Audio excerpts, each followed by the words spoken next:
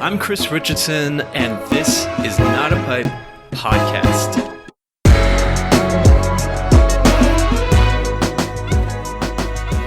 Thank you very much for joining me today. I'm thrilled to be speaking with Will Brooker, Professor of Film and Cultural Studies at Kingston University in London. He is the author of many popular culture books, including Batman Unmasked, Using the Force, Alice's Adventures, The Blade Runner Experience, Hunting the Dark Knight, and BFI volume on Star Wars. His latest books include Forever Stardust and what we'll be talking about today, Why Bowie Matters. You may have heard of Will and his work, if not from his research on Batman, Star Wars, and other popular culture phenomena. You probably heard about the guy dressing as Bowie and acting out, in many ways, the life of Bowie over a few years ago. One of my favorite tidbits from the research I did on him and his work prior to my interview was seeing him on daily talk shows around the world where people were interviewing him. And it's one of the funniest things I've ever seen to have a cultural studies professor and theorist trying to explain to a morning talk show couple what exactly it is he does. If you haven't seen anything like that, check it out. He's all over YouTube. And yeah, the difference between the sort of cultural studies academic side and the pop culture mainstream news media rendition of his scholarship is something that's very interesting and that has actually followed him along since his beginning as he got a PhD on Batman, or at least that's how it was represented in the British tabloids at one point during his work. Really, really interesting and thoughtful person. I'm so happy to be speaking with Will Brooker today. Of course, Will, like all of my guests, has provided 5 books that he would recommend that you can check out at tinapp.org. See what books he's interested in relation to his work on Bowie, what has helped inspire him, and check them out yourself if you're interested. So Will, thank you so much for joining me. I'm very happy we could speak today. Let's just start off with your book on Bowie. I know that I'm sure you've explained what you've been doing, what your work is about to countless people, but I'm curious if you can say a little bit about the difference in how you explain what you do on a scholarly level, if you're talking to maybe peers in a department, for example, and how you explain it to an everyday person on the street who might be wondering what it is you do, what kind of work you do. How would you explain your work on Bowie? Yeah, well, it's even more complicated because, there's 2 books, which I didn't anticipate. I was planning on writing 1 book, which was Forever Stardust, which came out a couple of years ago. And then on the back of that, really, and on the back of the publicity about my unusual research, I was approached by a larger, more mainstream publisher, HarperCollins, and asked to write another book. And I kind of said, really, I think I'm exhausted with Bowie, and I've exhausted Bowie. And the only reason I would do that is if it was going to be for a completely different audience and a completely different type of book. And they said, well, it will be. We want this to be a kind of big selling kind of book, and we're going to offer you some money for it. So I said, okay. So the challenge there was to write a book which was different for various reasons, one of which was I didn't want to, be bored. I'd already written 1 book, which was intended to be the only book I would write about Bowie, and then I had to find kind of different angles and different things to write. So, there's 2 books. So to academics, first book, Forever Stardust, I would probably say something like, this is the first academic monograph about David Bowie, and it uses critical theory to analyse his entire career and his work across various media. And I'd say that's probably the first time anyone's done that, because there's been academic work which has looked at, 1 album or a certain period or and not even his entire music career. But this is a very broad scope, and it's an entire book devoted to him. And though there have been many books on Bowie, I don't think there's been, prior to that, a sole academic monograph which tries to be about everything. And the other different thing about it, the other kind of selling point about it or distinction about it, rather than looking at Bowie as in terms of changes, it's about common themes throughout his work, about sameness rather than changes. So that's what I would say to academics. I mean, if they asked more closely, I would say, intertextuality and deconstruction is in there, ideas about authorship. With the more recent book, funnily enough, the publisher wanted me to not have any footnotes. And so it doesn't really meet the requirements conventionally of an academic text. So even though it includes theory, it includes research and a lot of quotations and primary research and secondary text, because it doesn't meet those conventions of footnotes, I don't think it would really tick the boxes of scholarship. So to academics, I would probably say, this is a book for a popular press and it's for a different kind of audience. And even though it involves theory, it is not meant to be academic in the normal sense. I guess the next question then for me is, why, as a professor, why do it? Why is that important to you? I mean, even if you're getting paid, I doubt that it's enough to really push you away from all your other work. So why engage, as you have in many ways, with popular press and popular media? Well, it was a substantial amount of money. I don't think Bowie would shy away from saying, that sometimes money is persuasive. I also like the idea of reaching a broader audience in terms of numbers, and having the power of a major publishing house behind it with that kind of marketing strategy, because academic publishers, even those which tend towards the more popular, like my previous publishers, they're not able to put that much of a push behind it. Mm-hmm. They're not interested in selling so many copies. But previously I have worked with, like my previous publisher, IB Taurus. They're on the popular mainstream side of academic publishing. They're not a university press. And they were in fact very good about reaching out to magazines and media outlets and helped me to get interviews around. That was a book about Batman, and then Forever Stardust about David Bowie. So I did some publicity around those books. Mm-hmm. And prior to that, I've worked with various publishers, but in the 2000s, in the noughties, I published 3 books with Continuum. And again, that was quite a popular academic press. So I've always tried to reach a fairly popular audience, even when I'm writing academic books. And the reason for that is that I'm writing about popular subjects, and I think it would be wrong. I mean, I think it would be unethical in a way if I was to write books about things which mean a lot to a popular audience, which weren't accessible and available to that audience. And that also applies to the way I write about them. I try to write about them in a way that, even though there's theory and academic ideas, I try and write about them in the way that I think someone who isn't an academic can understand. And that's because I'm writing about texts and stories and cultural icons which are important to thousands, millions of people. And I don't want to kind of take it away from those people. I don't want to write in such a way that someone opens it and they think, well, this is a subject that I thought I liked, but I simply can't understand this. Mm-hmm. So I've always tried to be on the boundary between academic and popular.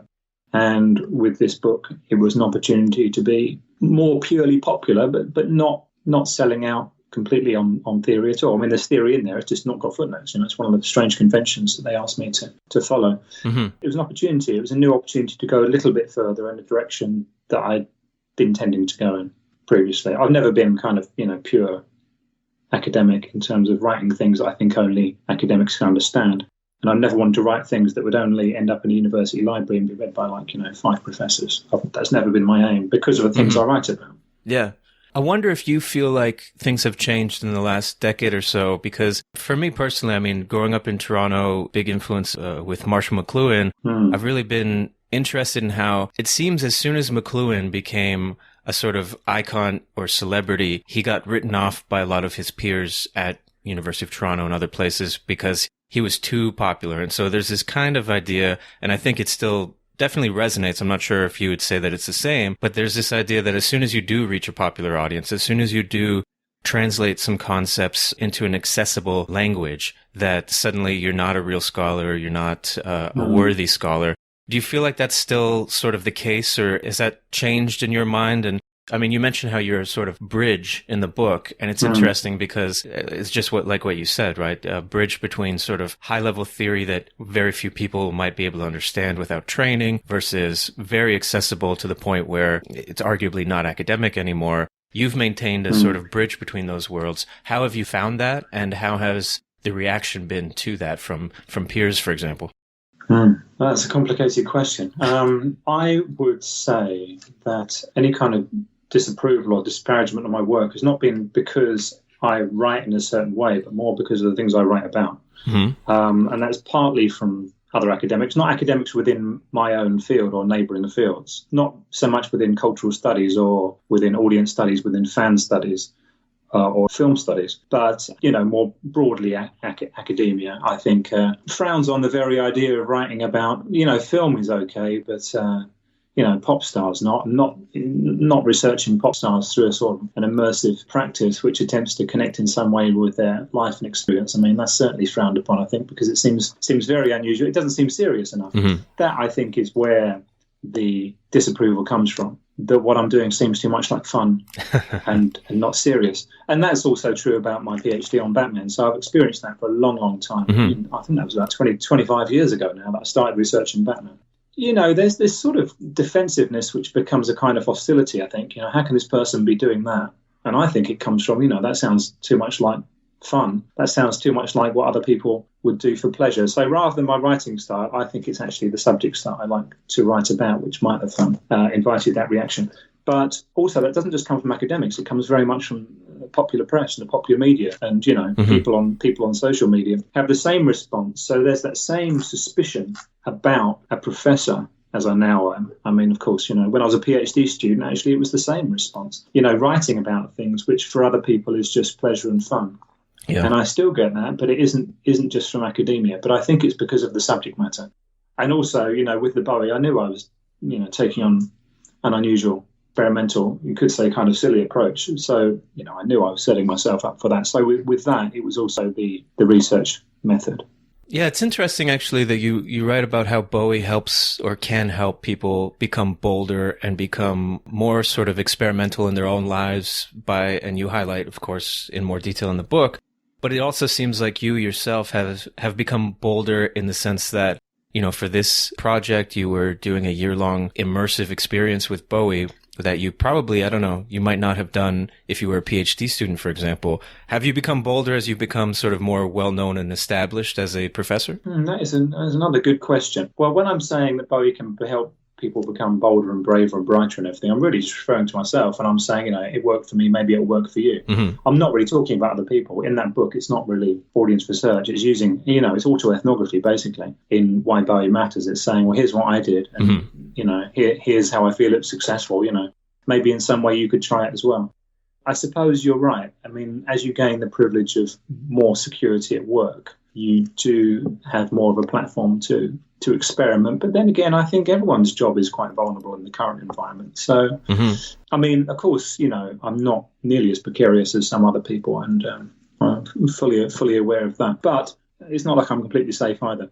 Could be to do with getting older. As I say, it's 25 years since I started my PhD, but that was experimental and bold at the time. To do a PhD on Batman in 1996 was kind of extraordinary, and it attracted an awful lot of media ridicule and criticism too. Well, I would say that the Bowie research 2015 to 2016 actually was very significant in making me cross some comfort zones and cross some boundaries in terms of doing things that I wouldn't otherwise have done, because I had committed to the project, and the project was what it was, and it was going to take a year. I had to do certain things in order to, I feel, kind of live up to the project, and partly because it had become so public, and I had said on television, I'm going to be doing this, and so I had to do that. Well, I think that was quite important in terms of once you've done these things, which could have been frightening, you've crossed the line, and whenever you feel nervous about anything else, you can think, well, performed at a cabaret club or everything. I walked down Hastings Beach dressed as a clown, so it can't be as scary as that. So genuinely, that experience, I think, was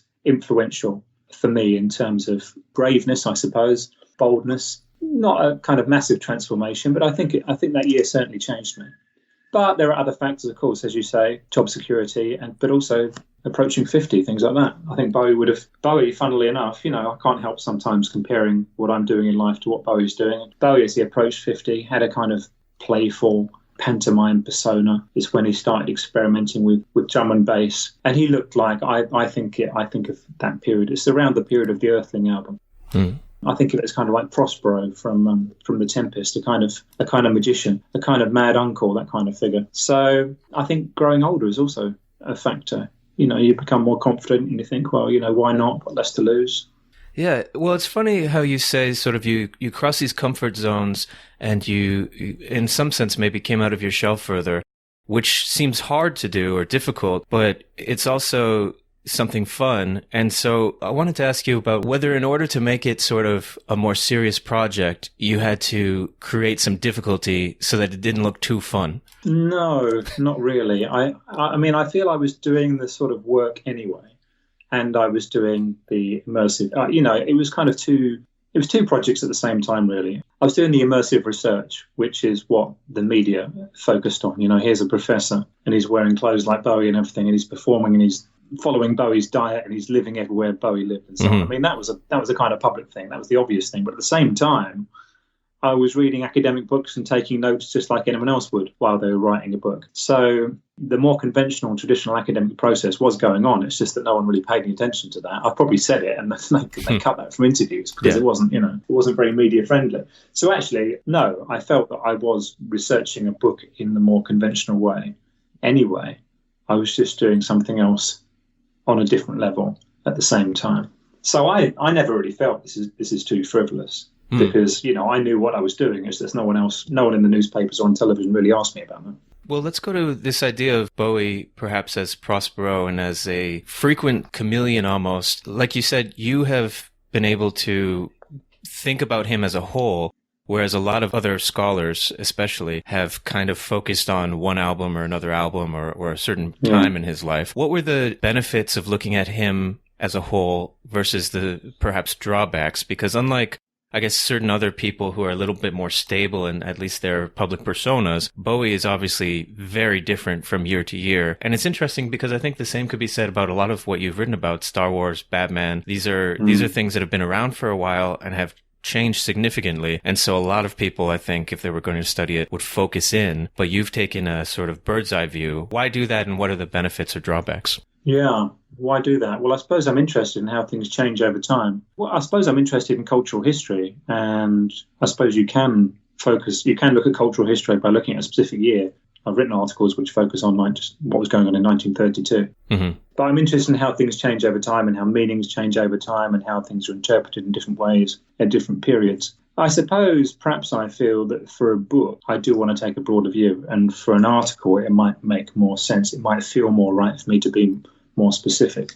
The advantage with looking at Bowie over his entire career, well, a disadvantage, let's go for a disadvantage first. I mean, there's an awful lot of material, basically. There's a great deal of material. I've got a document with all his song lyrics in it, so I could do control find to look for a specific word in his entire body of work in terms of singles and album tracks, so I was able to kind of track themes that way. But there's a lot of material to look at, and especially if you include music videos and films. I just wanted to capture a sense of him as a person, I suppose, and that's why I was undertaking this work, not to look at him as I'd previously thought of him, really, as a rock god, as an idol. I wanted to get a sense of how he had come from here to there. What was his journey from being 5 years old to 21 years old? What was his journey from being 14 to 23? How did he get from here to there? Mm-hmm. How did he get from Bromley and Beckenham to Berlin? And one of the kind of themes, I suppose, one of the things which emerges in both books is I've been trying to get a sense of Bowie's relationship to time. So amongst all the changes, I've been trying to draw out kind of common themes. And I genuinely believe in his 1970s, there was this great impatience. I mean, it's when he produced his best work and also arguably his best work. Mm-hmm. I certainly think so. Most of his work, tremendous period of production. And that's when you see most changes and personae and shifts in genre. But it's almost like he had this feeling that he couldn't stop. He couldn't stop or something would. He couldn't stop or he would.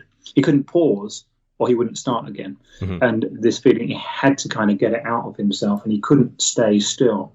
So that was one of the things I was interested in. Why did he feel that way? And I feel there are multiple reasons for that. And then you can look at, when he finally slowed down and took it easier. And that is really the 2000s, that you started to live differently and certainly wasn't in so much of a rush. Mm-hmm. And in the 1990s, I think there was less pressure because he had been seen to fail and to decline in the late 1980s. His Tin Machine project, his kind of man band, was sort of ridiculed, really. I mean, by a lot of the press. I don't think it's anyone's favourite Bowie album, so that is sometimes seen as a low point for him. His two albums after Let's Dance and the mid to late 1980s are also seen as his worst. So I think he'd kind of lost some of the pressure because he was no longer expected always to excel. And so in the 1990s, you see a kind of experiment, a kind of playfulness, and a kind of a slow climb back to creativity when people weren't looking at him in exactly the same way.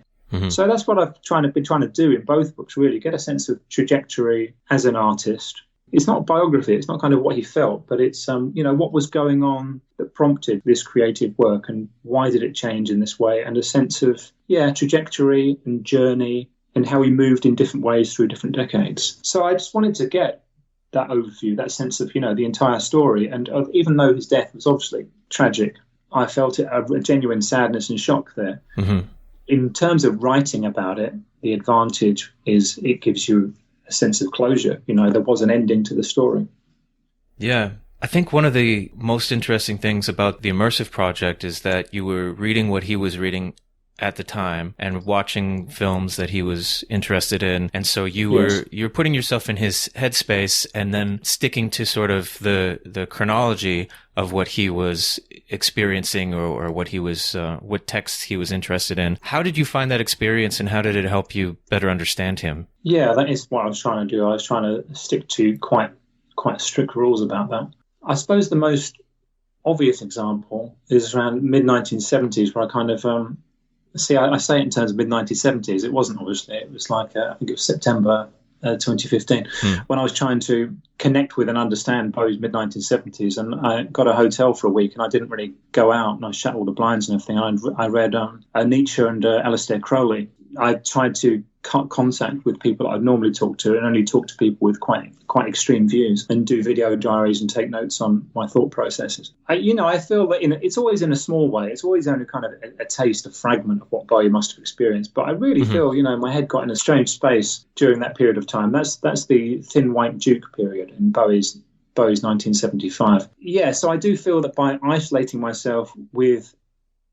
It was reading in that case. It wasn't actually so much films or other music during that period. Yeah, I do feel that I could understand the framework that was surrounding him and the framework that he'd put himself in and how you could get in that kind of state of mind, a kind of troubled and disturbed state of mind and start thinking in ways that you wouldn't usually. So that was the most intense. What's in the films was very interesting, 2001 and so on. And Vile Bodies, I was trying to read them where Bowie had read them, like in Los Angeles, for instance. I feel it's mostly it kind of just was a way of connecting and kind of touching base and tapping in and keeping me rooted to the project, just like with the music, making me feel connected with the project, that I was doing it at the right time in the right place. It wasn't always about gaining a new understanding. It was just making me feel kind of, connected to what I was trying to do, committed to it.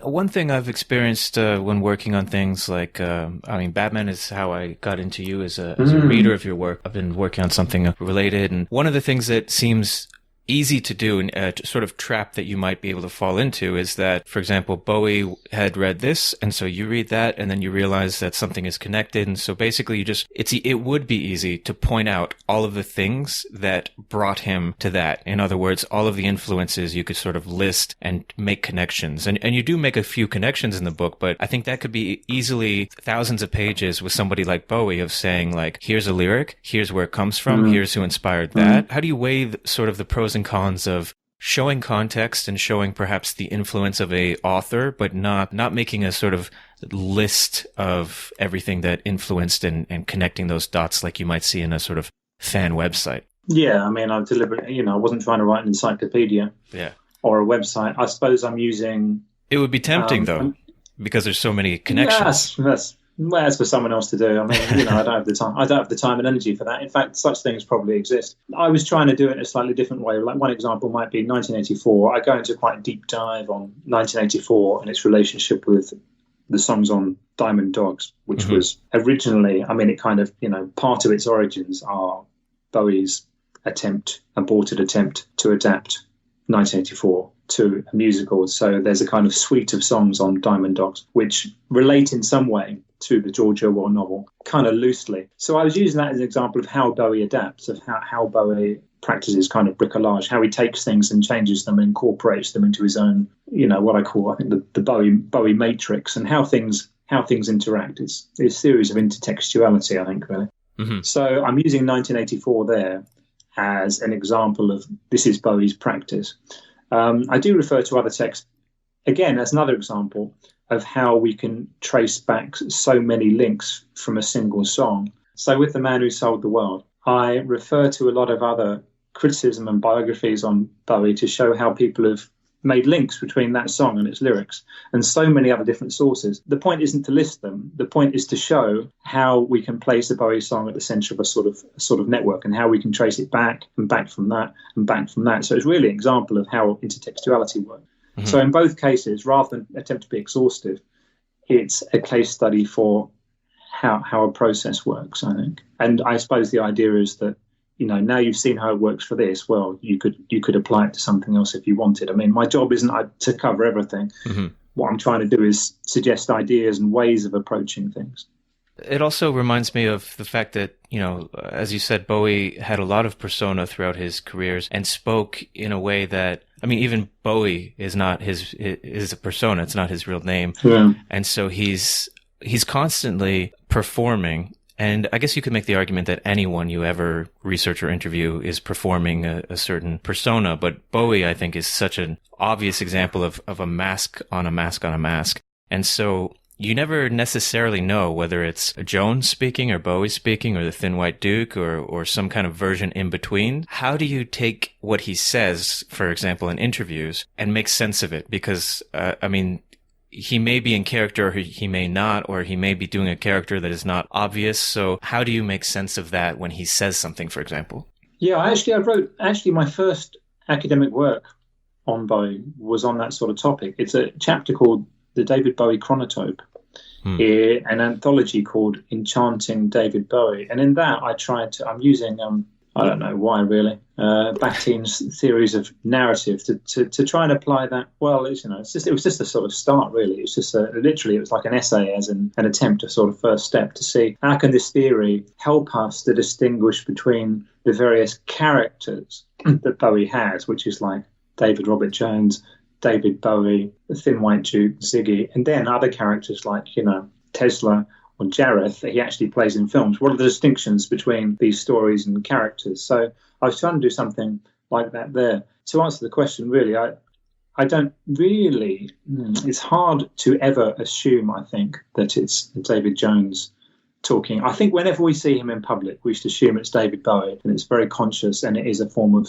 performance. Is this long-lived, long-lasting persona. I don't really think any of us ever see David Jones. I think that would be his children and wife and his closest friends, and I think he kept a really firm distinction between public and private. I always remember Iman said, "I married David Jones." So I think that side of him is something which probably his fans never see, although of course David Bowie is similar to David Jones. They're not completely distinct. David Bowie is the public self of David Jones. He contradicts himself so much, either by accident or design, particularly in the early years. There's so many just blatant lies and contradictions, doubling back, perhaps forgetting even, quite possibly just forgetting because, we do tend to forget, possibly forgetting because of extensive drug use. But he possibly just like saying something different because he was bored, or just to provoke, or because he's been asked the same question 50 times before.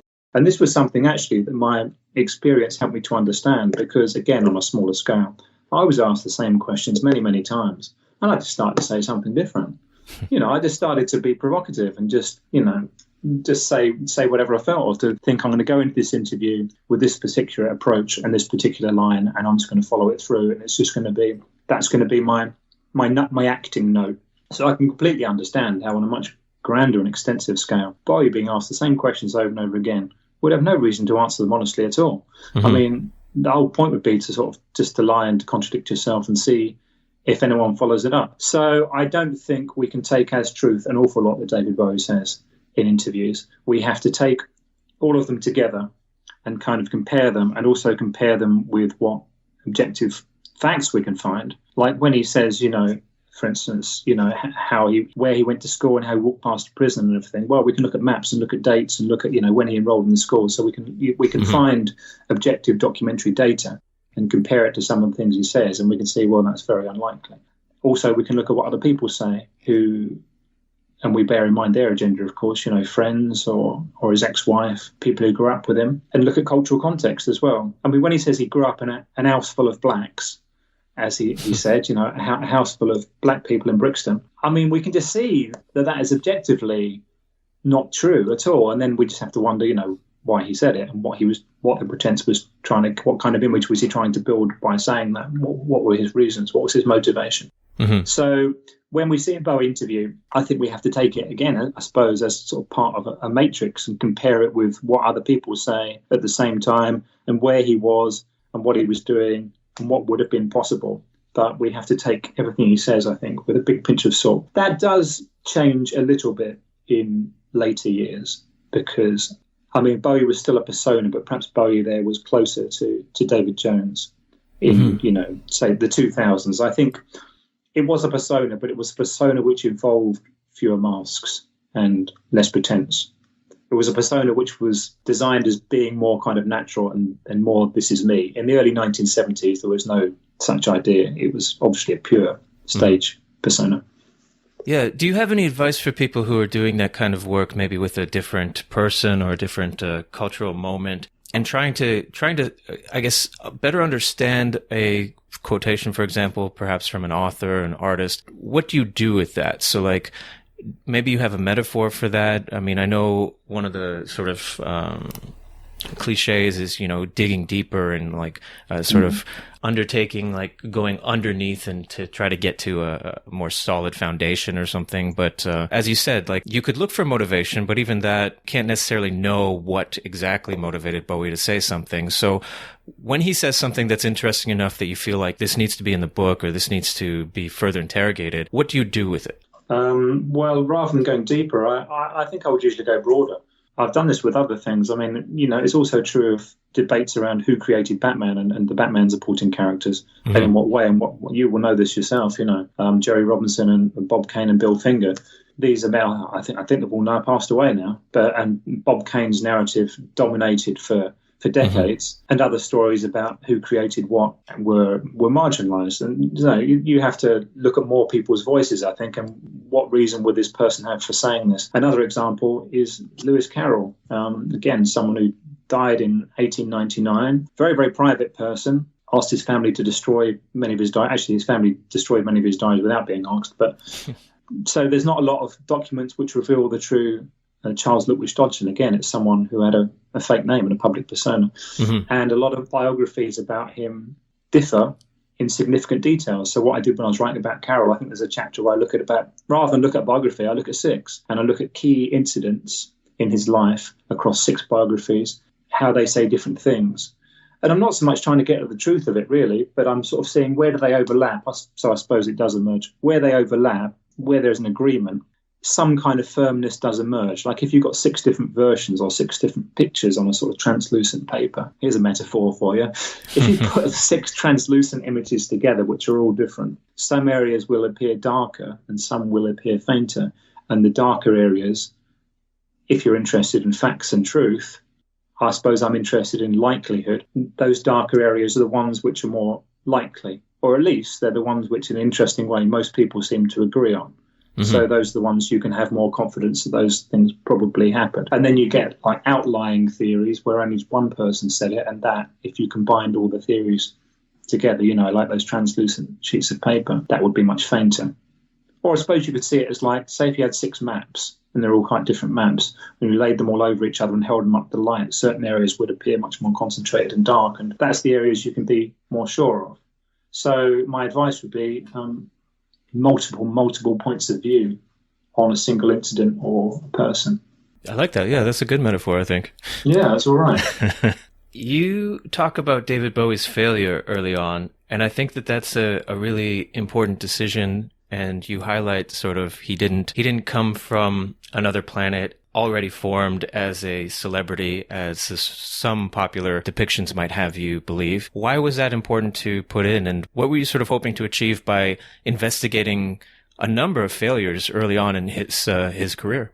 I think it's partly important because I think it makes him more inspiring, actually. I think it makes him more accessible, but I think it makes him much more inspiring if we think from someone who failed and tried again and failed. And there were times when it just looked, you know, anyone else would have given up, really. It looked hopeless for him, especially after, I think the most devastating thing is where he'd had some success. And in that first chapter called Becoming in Why Bowie Matters, I keep on repeating the line, you know, he made it, or he must have made it. And then it's like he hadn't made it. But it's, it's something I think we can kind of connect with ourselves. It's like you think, man, this was my break. I've got a publishing deal, you know, now everything's going to go smoothly. And then it doesn't. So he had multiple moments. He had an album out, it didn't do too well. Space Odyssey, I think it's important to remember, the follow-up was a flop, and so he looked like a guy with a novelty single. And so we remember Space Odyssey as like, we probably think, well, that's when Bowie became Bowie, that was the start of the Bowie we knew, but it wasn't at all. It was years from Ziggy Stardust and years from Aladdin Sane. If we think of David Bowie, well, if most people think of David Bowie now, not me, if most people think of David Bowie now, they'll think Aladdin Sane, the lightning bolt, and they'll probably say that's Ziggy Stardust, which a purist like me would say, no, that was never Ziggy Stardust. But, Space Odyssey was years from that, and he had a lot of failure in between. And there were times, really anyone more reasonable with less self-belief would have just got a job in advertising and just said, well, that was fun.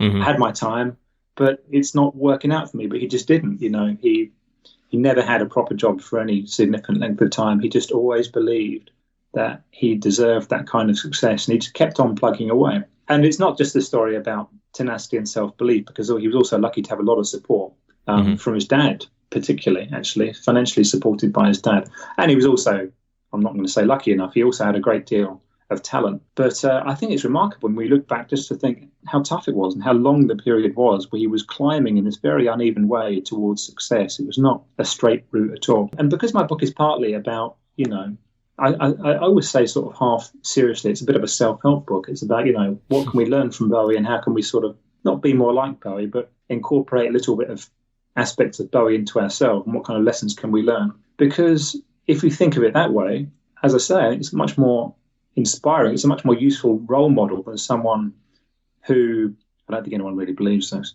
but a popular idea is, David Bowie came down to us, a space alien, and then he went back to his planet when he died.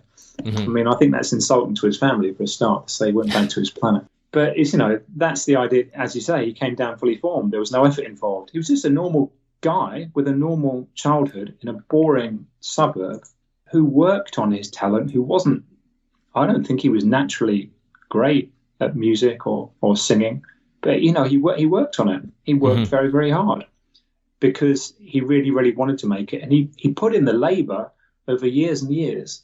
And I think that's much better lesson, Thank heavens for David Bowie, who came to visit us from Mars and, has gone back home again, which is just silly. Yeah, I found that definitely, inspiring, as you said. That was one thing I didn't know about, and I don't think a lot of people obviously focus on early failures when they think about Bowie. But another thing I knew vaguely about, probably more from mythologies of David Bowie than anything actually tangible, was his relationship to queer culture, because I think as you say, like early on, I think he was seen as gay, and people who liked his music might be seen as gay, and that was a sort of notion that as time went by, I think it became less out there and less scary to most people than it might have been early on. But I'm wondering if you could say a little bit about his relation to queer culture, because one of the things that I didn't really know myself, being a loose fan of Bowie but not anyone serious, is that he sort of came out as gay and then recanted, and then I think a lot of people were disappointed in that because they saw him as a figurehead who abandoned a cause potentially. So maybe you could say a little bit about that, the important elements of that history, but also how you worked with that as a researcher. It's very, very complicated, not least because one of the things I'm looking at is the way words change in their cultural context. I mean, no one would have said queer culture but when Bowie said, I'm gay and always have been, even when I was David Jones, or when he said, I'm actually bisexual, during that period, that's around 1972, 1973, queer would have been, just an insult, just a homophobic slur. And the words gay and bisexual, I discovered through researching, actually mostly through looking at changes in the law, but also looking at newspaper articles from the time and interviews with people from the time. They really didn't mean exactly the same thing at all as they did now. People used gay just to mean dressing in a feminine way, or even just dressing in a trendy way, or even being what we would now call an ally to gay men. To hang out with gay men, you could say, yeah, we're gay. So it was used extremely loosely. Bisexual didn't mean something distinct from gay at all. It was considered to be a subcategory of male homosexuality. And so there seemed to be no contradiction between the fact that Bowie was married to Angie Bowie and that he still said he was gay, because the term was much more undefined then. I mean, the actual gay movement was only really just starting to take shape. Gay relationships between men were only just starting to be legalized very recently before. So in a way, him saying he was bisexual and gay at the time was very, very bold, even though he did then say in 1983 it was one of the worst mistakes he'd ever made, telling the melody maker that he was bisexual. So it's very, very complicated. We do have to look at it in cultural context. Mm-hmm. However, two things to bear in mind. Yes, firstly, people did feel betrayed by Bowie's coming out as straight or confirming his straightness and saying that it was a big mistake in 1983, which was at a time when he was about to come, or he was on the cusp of becoming, or in the process of becoming famous in a very MTV mainstream way. Before Let's Dance was about to come out. It was for the launch of Let's Dance. And after that, he became really quite a global megastar. And he surely knew that bisexuality would not play very well in 1980s US or in kind of global culture. He wouldn't have had the success he had in the 1980s if he had still been marketing himself as a bisexual alien. Despite that, and despite the fact that, you know, he wasn't gay in the sense that we now use the term, he still inspired an awful lot of gay artists and, you know, gay people, and was a role model to and kind of support to and inspiration to a lot of people, a lot of queer people in the 1970s. So despite what he said afterwards, and then he said other things after that, he explained why he'd called it a mistake. Despite what he said afterwards, I don't think that changes the fact that he was still a pioneer at the time and was inspiring and helpful and reassuring to a lot of people in the queer community in the 1970s.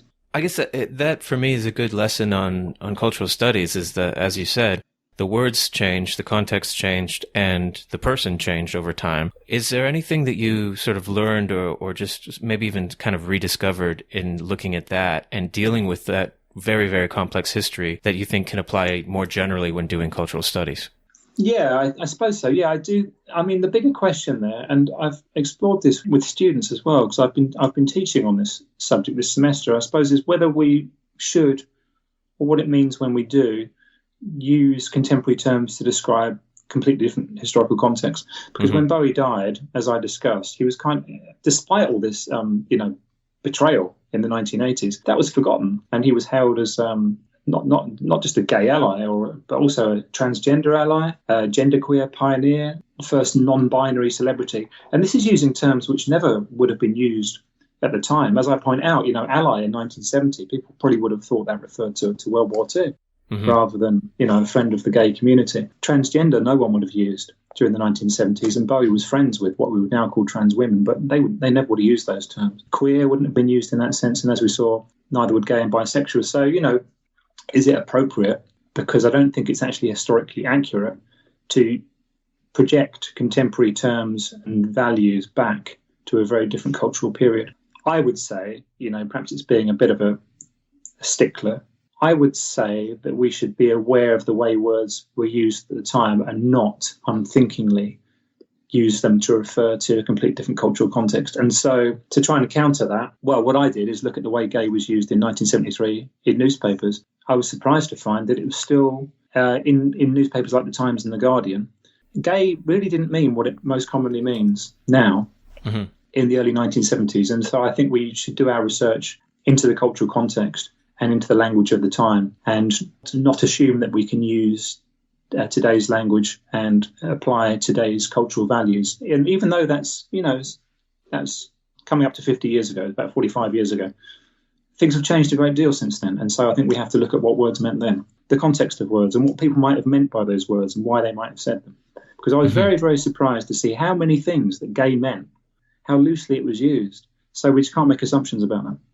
At the same time, though, if we're thinking about Bowie today, even though he might have done something in the 70s, we're looking at it from that perspective, which sort of brings me to my next question, which is about his later album, Blackstar. As you note, it was not received particularly well when he was alive, and yet as soon as he died, which wasn't very long afterwards, people sort of reevaluated the album and suddenly it became a great album. And I think you could say the same about his relationship with queer culture, right? Is that they looked at it one way and then things changed, maybe words changed or ideas changed, and then the current population or the current fan base will re-evaluate something earlier. How do you make sense of these sort of floating significations, the idea that, Blackstar is not a great album, but now he's dead and it is a great album, or, it was a bold move to say you're gay then, but today we would say that he was sort of faking it or appropriating it or something. How do you make sense of these moments as they sort of float around in history? I know that's probably way too big a question, but maybe we could start with just making sense of things as the context changes. I look at both of them and I kind of keep them floating, I suppose. I keep on using this phrase from James Joyce, Ulysses, nes, yo, meaning like yes and no. I say more than once in the book. In fact, I intended it as a kind of recurring theme, like in a song or something, like a kind of chorus, two things can both be true at the same time. So in the case of Blackstar, it's just very, very interesting the way. My interpretation of it is that suddenly people started to see messages, very clear messages in Blackstar after David Bowie died. He was telling us he was dying. This is his last words. Mm-hmm. It's like in John Berger's book, Ways of Seeing, there's another interesting example, actually. There's a painting of a cornfield, and it says this is by Van Gogh. And then it says this was the last painting he completed before he died. On the next page, there's a caption underneath it, and how the caption completely changed it. You look back and you think, oh man, those crows floating over it. Of course, that's like, that's an image. It's an image of death. And the same thing is true of Blackstar. That suddenly, after he died, people were reading all kinds of clues into it. Of course, but no one said that before he died at all. So what I do with that is simply, include both. I don't really say one is right and one is wrong. I sort of present them both, really. I'm trying not to use right and wrong or yes or no throughout. And I think the same is true of like Bowie and queerness. Did he disown it? Well, yes, and no, in a way, because he was still an important queer figure and role model, despite what he said in one interview in 1983. 1983 is also a long time ago, and that was also within a certain cultural context. And he also said it, perhaps not for the best reasons, but for reasons we can understand pragmatically. And we might also think, say if Bowie had kept up his 1970s image, his career might have ended in 1983, and then we wouldn't have any of his following work. So I can completely understand why he kind of sold out in 1983, even though I think it's unfortunate, is too mild a word. He was kind of selling out an entire community there, and I completely understand why people feel hurt and betrayed by it. But we can sort of see why Bowie said it, I think, if we look back. And in a later interview, he explained that he just thought it wouldn't go down too well in America, and that they wouldn't understand in the way that European and British audiences had what he was doing with his style of dress, with his feminine style of dress. So, I just think we hold them all in our mind, and we don't think, well, one is true and one isn't. We just look at them all. And that perhaps is also about the importance of looking at the span of someone's entire career. Because say if I was just focusing on Bowie in 83, it would all be about, Bowie's a sellout, Bowie's a closet homophobe, Bowie was a cultural appropriator. Whereas if I looked at 73, it'd be like, Bowie was a queer pioneer. But if you look at his whole career, you see the story of someone's life. And I actually suggest in the book, I think it's reasonable to an extent to allow someone to change. And the only thing we might say to counter that is that someone with a huge global platform has to be more cautious than normal people about what they say as they change. But, I think it's understandable that someone evolves and matures and says different things at age 50 than they did at age 25. I think we can apply that kind of thing to ourselves. It's just that, if you're that much of an influencer, you have to bear in mind the effect on your audience when you say things. That's all. Yeah, and well, as you said, Bowie passing away kind of closes one door in that we're not going to, unless something is revealed later, we're not going to see a lot more of what he said. And so we can kind of, at least to a certain extent, close the book at that point of his death. But when you're researching things like Batman Again, for example, that are not ending right now, how do you make sense of, or how do you work with that conceptually? Because of course, you can look at any cultural icon that has lasted or that continues to surface in, say, serial publications. It's always going to change. And therefore, if you're writing a book in 2019 about anyone, James Bond, Batman, someone who's going to continue to change, do you sort of say like this is a 2019 book about this subject, but it could easily be different later? Or how do you sort of conceptualize these moving targets? Yeah, I do that. With my first book on Batman, I said this is about 1939 to 1999. That's a neat period. And anything after that, of course, it's going to be out of date as soon as it's published, but that doesn't mean it isn't a good account of those decades. My second book on Batman, it's called 21st Century Batman as a subtitle, but actually, of course, that's not accurate. It's really about kind of post 9/11 Batman, up to 2011, I suppose. With the Bowie book, when I was writing the conclusion, there had to be a cut-off point because new things kept on coming out. There were new releases up to the point where I submitted the manuscript. So you just have to sort of think, well, this is a story up to this date, really. And, it's not a blog. It's not Wikipedia. You have no obligation to update it. I've been asked to maybe write a further conclusion for the paperback when it'll be 5 years since Bowie's death. And then I'll look back on what I might have missed in between. But obviously you could go on forever. Mm-hmm. And I think the thing to bear in mind, it's a book, not a website. And it's not an encyclopedia. You have to keep updating. It is a picture. It's a snapshot. Well, it's more than a snapshot because that implies something kind of, quicker. A book doesn't take the same length of time as a snapshot. It's a picture. It's a capture of things up to a certain period. And then you just draw a line and you say, well, my book was about from here to here. And I think it is useful if you have a nice, neat cut-off point like 1999. And then for someone else to, take up the baton and do other things with it afterwards. I've sometimes thought about writing about Batman again, but frankly, I would have an awful lot to catch up on, an awful lot, because I haven't really kept up with it as intensely and seriously since I wrote my last book. And there'd just be so much work to do that I would rather almost just, let other people do it. But there's a lot of work. With something like Batman, you're never really going to catch up, are you? Yeah. The same is true of something like Star Wars. You're constantly running, really. So I think you just have to draw a line and say, I'm going to be expert up to a certain point. And yet you have multiple times with Batman, with Bowie, I think with others as well, published multiple things or revisited these subjects. Has that been easy or has that been hard, and in what way? Because for me, if you're writing on something and then you conclude with your first book, for example, it's tempting to walk away and say, okay, I'm moving on to something else. Revisiting that later might be difficult, but at the same time, you've probably spent years researching this subject. It's a subject that's dear to your heart, I would imagine. Is it easier or harder to revisit a subject like Bowie or like Batman or anyone like that? Well, with the Batman one, there was at least 10 years between books. And so I would say that was it was easier because I'd done so much work. I mean, for a while I was regarded as the academic expert on Batman. And so I'd put in so much work that I could refer back to. I certainly wasn't starting from scratch. I was just looking at, I was like, I've got all this knowledge on Batman. What has happened since I published the last book, basically, in the 21st century? And specifically because I always thought it was so interesting. How does Batman function post 9/11, and particularly with Christopher Nolan's films, but also with Grant Morrison's run on the character? Those were the particular things I was looking at in that book. So I would say that was kind of easier because I had to get back up to speed with it. I had to read an awful lot of Batman and study an awful lot of Batman that I'd not really been focusing on. Because I took a break, during the intervening years, I always stepped back from something because it became too much like work and not like fun. So that, I think it was certainly an advantage. The Bowie things I've written have been in quite close succession. And so I've not really done anything really serious or significant in between the book chapter and the two books on Bowie. So the difficulty there, as I mentioned, is being different in the second book. So I was never intending to write a second book. My first book I intended was this is my tribute to Bowie. And the second one, the difference with that, one of the main differences, it's more personal because they said, we don't want this to be like music journalism.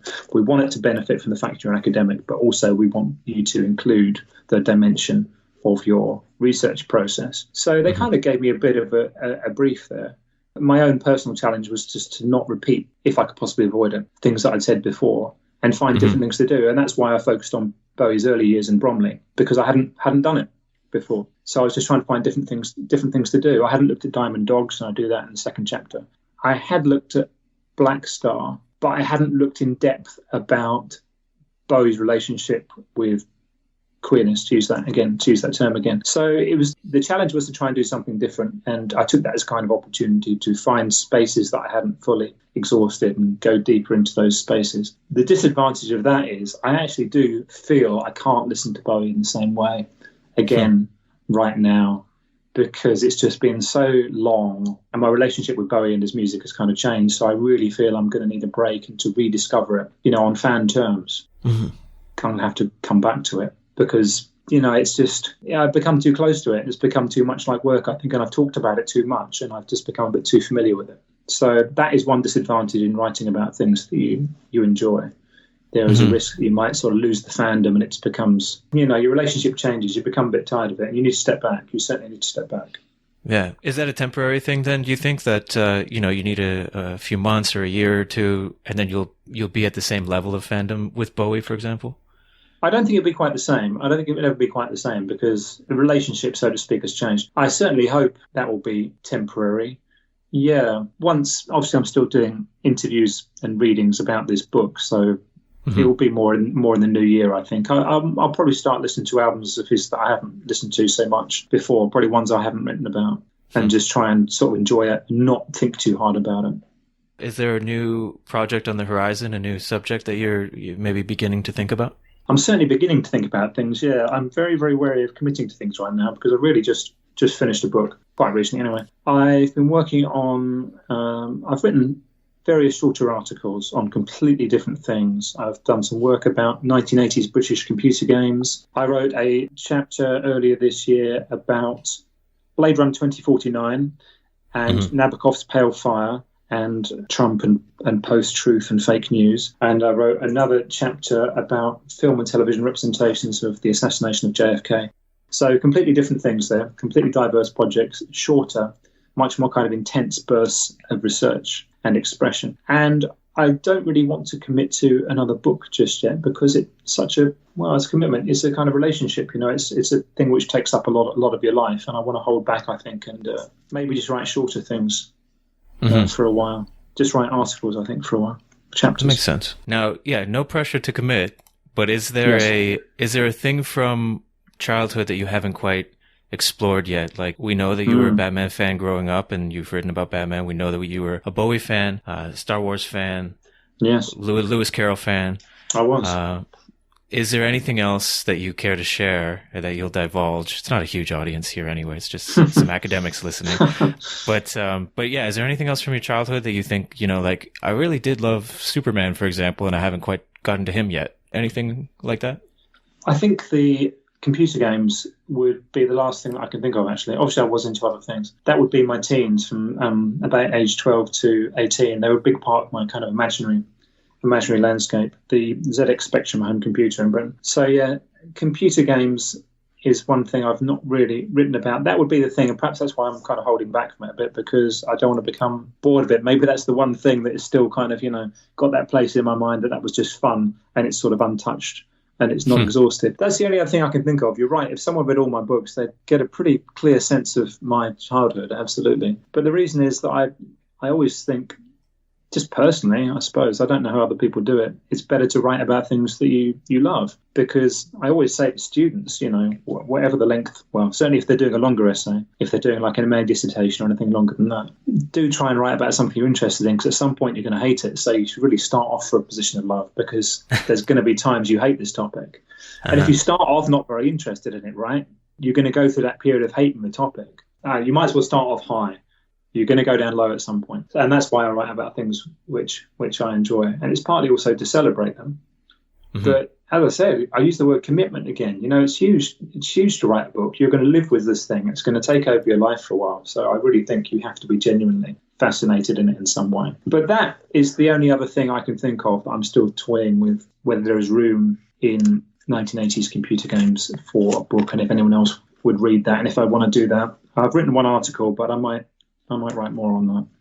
Yeah, I think that would be interesting, especially I think if you put your touch on it like you have with other books, then it's not only about 1980s computer games, it's about something more, which is something that I think you've done in a lot of your books. Yeah, well, I mean, I've taken up so much of your time that I would just want to thank you for... Well, that was nice of you to say. I like that comment. Thank you very much. It was nice. I appreciate it. And I appreciate you speaking to me about this work, the latest one on Bowie, and all of your oeuvre now, which is accumulating. Yes. Yes, it is. I don't have to write an autobiography now. It's a suite of books. This last one is much more personal and autobiographical, I suppose. Yeah, thanks. You've asked some really quite challenging questions. That's good. It really makes you think. Well, I appreciate you answering them and taking the time as you have. I have tried. I have tried to answer them.